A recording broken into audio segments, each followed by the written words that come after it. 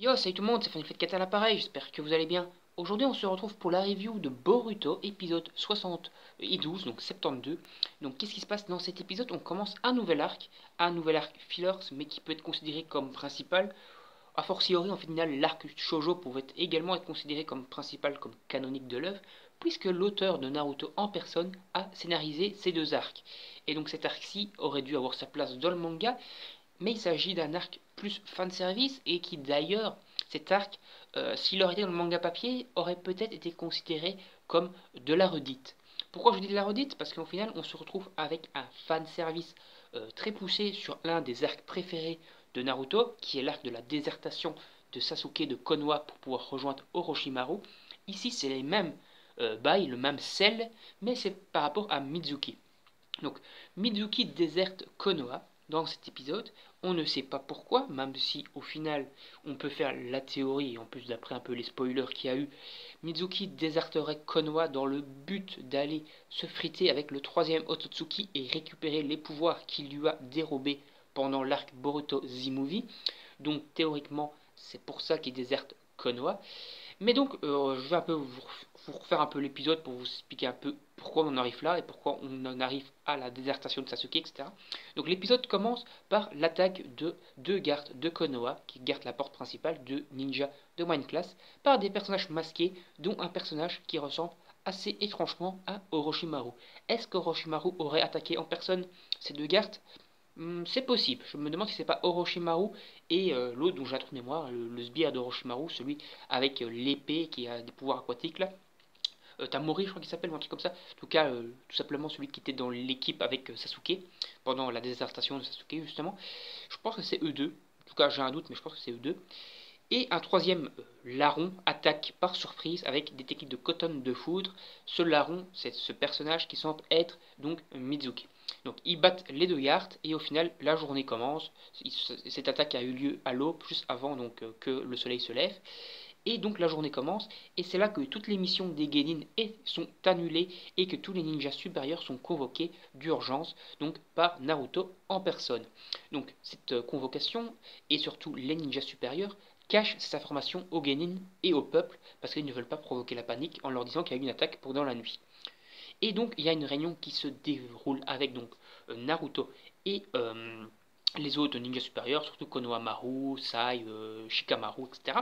Donc ils sont convoqués, ils sont à causer de cette affaire et aussi tout simplement de la disparition de Mizuki parce que Konohamaru a été averti donc par Sarada et Boruto que Mizuki est tout simplement manque à l'appel.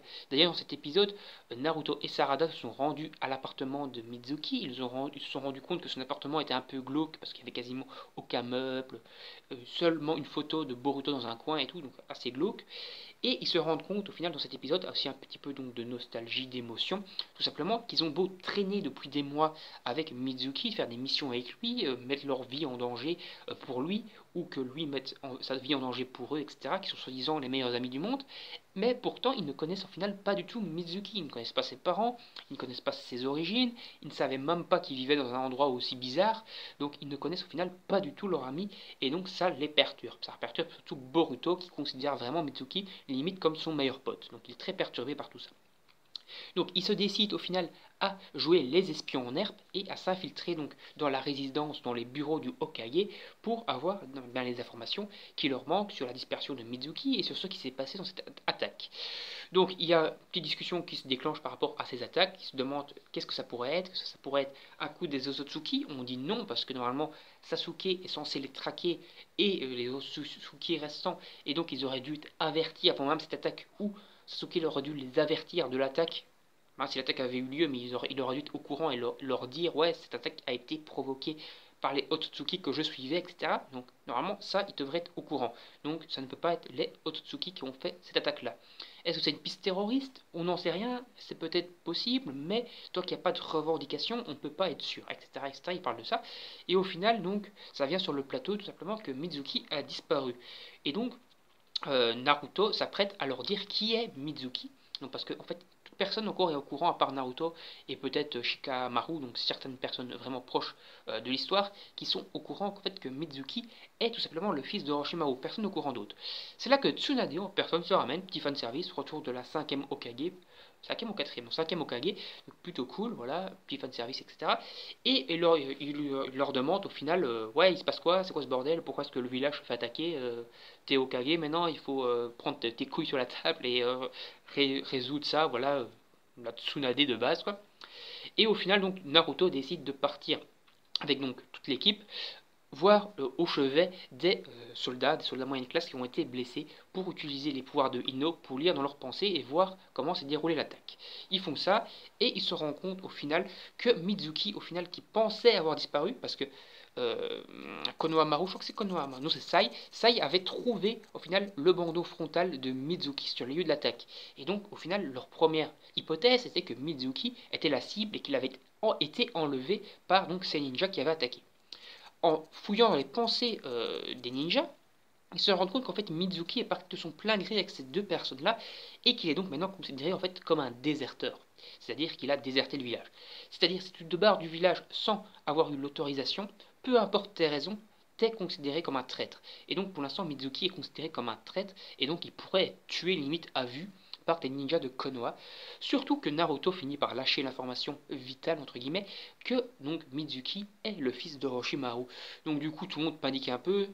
Konohamaru est stomaqué parce qu'au final lui il n'était pas au courant non plus, il est complètement sur le cul parce que Orochimaru, je vous rappelle, a quand même buté son grand-père, le troisième Hokage. Donc le fait qu'il ait été proche, qu'il ait été même le maître du fils du meurtrier de son grand-père, franchement il faut dire que ça lui fout un coup. Et donc surtout Tsunade, bien sûr, je vous rappelle, était quand même très proche de Orochimaru et a vu toute cette transformation diabolique de Orochimaru se développer. Franchement, elle est aussi un petit peu inquiète par tout ça et elle se dit qu'est-ce qui t'a pris, Naruto, d'accepter le fils de ce meurtrier dans notre village, tu es complètement malade, etc. Donc voilà, et bien sûr, tout ça est venu aux oreilles donc de Boruto et Sarada qui va tout espionner. Et au final, Boruto prend donc la décision de partir à la recherche de Mizuki, de déserter le village lui-même pour retrouver Mizuki parce qu'il est persuadé que son ami n'est pas un enfoiré, n'est pas un meurtrier et qu'il n'est pas comme son père. Donc, il prend surtout cette décision parce qu'il va retourner sur le lieu de l'attaque, il va trouver le serpent, donc toujours un Mizuki sur lui, le serpent est resté sur place, il a failli se faire bouffer par une espèce de truc bizarre, j'ai pas trop compris c'était quoi, mais bon, il sauve le serpent, et le serpent lui donne un message que Mizuki avait enregistré dedans, qui dit que c'était sa volonté, donc qu'il est parti de son plein gré. Boruto ne comprend pas, il ne veut pas accepter que Mizuki parte sur son plein gré, et il décide donc de déserter le village, et Sarada décide de l'accompagner. Voilà comment se finit cet épisode. Un épisode très bon au niveau de l'animation encore, au niveau du scénar, au niveau de la nostalgie, de l'émotion et du fanservice. Vraiment très bon épisode. N'hésitez pas donc à liker la vidéo, à la partager, à vous abonner à la chaîne et à activer la petite cloche. Bien sûr, à donner votre avis donc sur la vidéo en règle générale et sur l'épisode dans les commentaires qu'on puisse un peu débattre.